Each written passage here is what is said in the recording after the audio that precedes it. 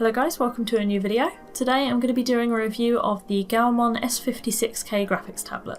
Gaomon were kind enough to reach out to me recently and ask if I would like to receive one of these tablets to try out and give my feedback to you guys. The S56K is a small drawing tablet designed for beginners to digital art as well as players of a rhythm game called Osu. Now I don't know anything about this game so I can't give any feedback on that aspect of it, but I can definitely give feedback on the drawing aspect. The S56K has a working area of 5 by 6 inches as well as 2048 levels of pressure sensitivity, which is pretty standard for most tablets and something that I was actually quite impressed with, bearing in mind that this tablet is also marketed as the world's thinnest graphics tablet at only 1.4mm thick. It is also flexible, which is definitely something that I've never seen in a tablet before.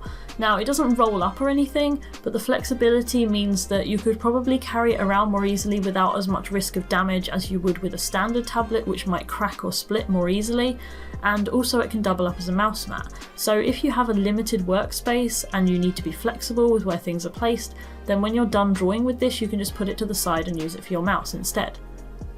The plastic part at the top doesn't bend because that's where the connectors are, but I think the flexibility is definitely an interesting aspect and it could definitely come in useful for a lot of people. The thickness of the tablet also means that it's very close to the desk, so if for any reason you find it uncomfortable to use a tablet with a steeper incline, then that would definitely be helpful for you as well. The resolution is 4000 lines per inch and the report rate is 200 points per second. The latter is not going to make a huge difference to you if you're new to digital art, but basically that just indicates how fast the tablet and the pen are communicating. This tablet also has a 10mm reading height, which indicates how far away you can take the pen from the surface of the tablet before it stops reading your movements. In the box you get the tablet itself, the USB cable to connect it to the computer, an instruction manual, a CD installation disc which you don't necessarily need because a lot of computers don't have disk drives now and mine doesn't work, so just as easily you can install the drivers from the website. You also receive the pen and 4 spare nibs as well as the little tool you can use to replace the nibs with. I've just done a quick comparison here just in case anyone wants to see a comparison with another standard tablet pen. This is the pen from the Wacom Intuos and Cintiq range, and as you can see there's a slight size difference but nothing major, and the nib of the Gaomon pen is a little bit longer, but for me personally it didn't make much difference to the performance. It felt very comfortable to use. There are 2 buttons on the side of this pen that can be programmed with a variety of different shortcuts. Personally, I like to use them to increase and decrease the size of my brush while I'm working, so I don't have to keep reaching for the keyboard. This pen takes a AAA battery, so it's slightly heavier than a pen that doesn't require batteries, but it's not a huge concern. And it does come with a button at the top. There's no eraser on the end of the pen. I know that's a big deal for some people to have that there for convenience, but instead of an eraser it has a button to turn the pen on and off, which unfortunately I admit that I did forget to turn off a couple of times. Once you're done making a bit of a hash of getting the battery into the pen, which I'm not quite sure how I did, then you can set up your tablet on your computer and you're ready to go. This tablet was very easy to install, the instructions were very clear and simple, and the download was easy to install the driver. Unfortunately, I had some issues with getting the tablet software to open. I'm not sure why, but when I tried to open it, it just didn't respond. I had to reinstall the tablet to get the software to actually open. Once I've got the software to open, then you can adjust your pressure sensitivity settings, which are really useful if for any reason you struggle with your hands, or if you find it generally easier for the tablet to have a higher sensitivity to pressing more lightly. So for example, if you want the tablet to make a bigger line when you're pressing quite lightly instead of having to press harder, that is definitely useful to you. I kept it on the middle setting because that felt the closest to my other tablet, but you can adjust it pretty widely to whatever you like. There is also, like I said, the option to change the settings on the buttons on the pen, so you can create a varied amount of shortcuts for those. Now unfortunately this tablet does not have any express keys, which for anyone who's never used them are basically buttons on the side of your tablet which you can assign shortcuts to like the buttons on the pen, and that can speed up your process. So for example, on my Cintiq I have 9 express keys which I use as shortcuts while I'm drawing, which saves me reaching for the keyboard. But in the case of this tablet, because it's aimed at beginners, I'm guessing there aren't any express keys, so it's just a very simple basic tablet which you just draw on with the pen and use your shortcuts on the keyboard.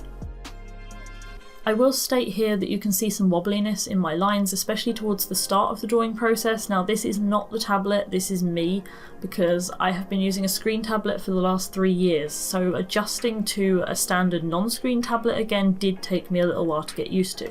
So I did some warm-ups and some scribbles, but it just took me a little while to kind of get back into the swing of things. So if you see some shakiness in my lines, that is just me kind of getting used to the way this tablet works again. I found this tablet very comfortable to use, especially with how thin it was. It almost felt like an extension of my working area rather than a whole separate device, and it did grip really well to the cutting mat that I have on the surface of my desk as well. It didn't shift around at all. Also, the texture is quite nice. It's not too smooth, not too textured, it's got quite a nice balance.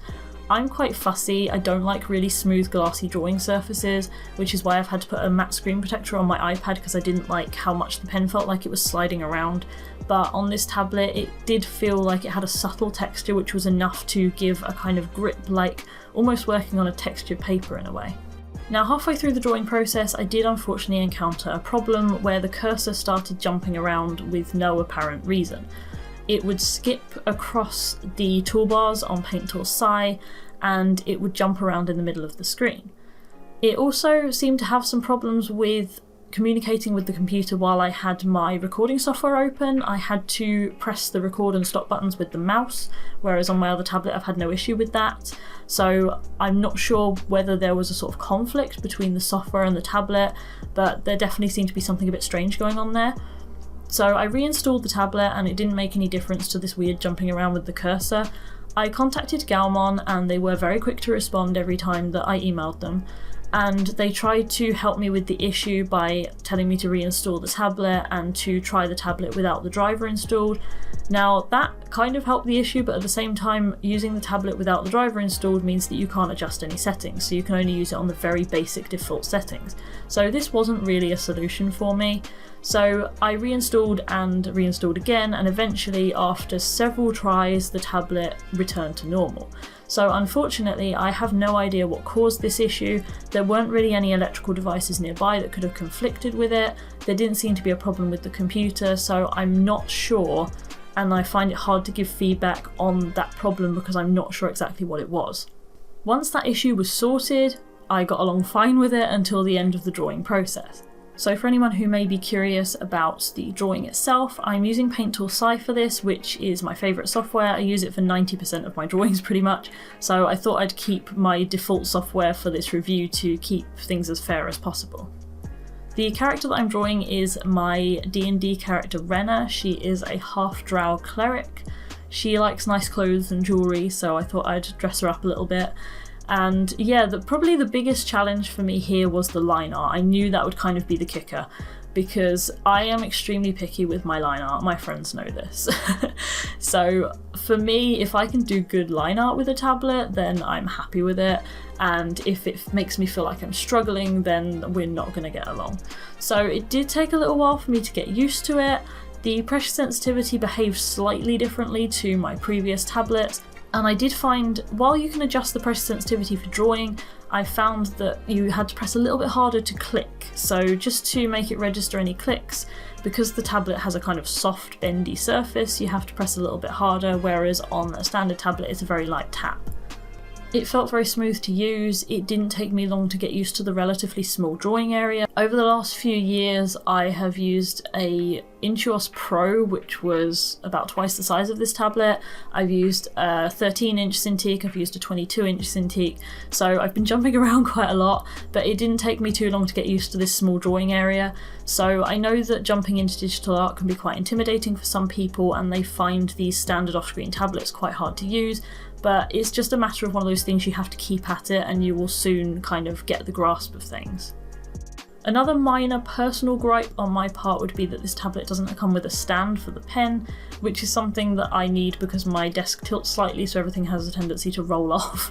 And also I know that digital artists, we struggle with losing our pens.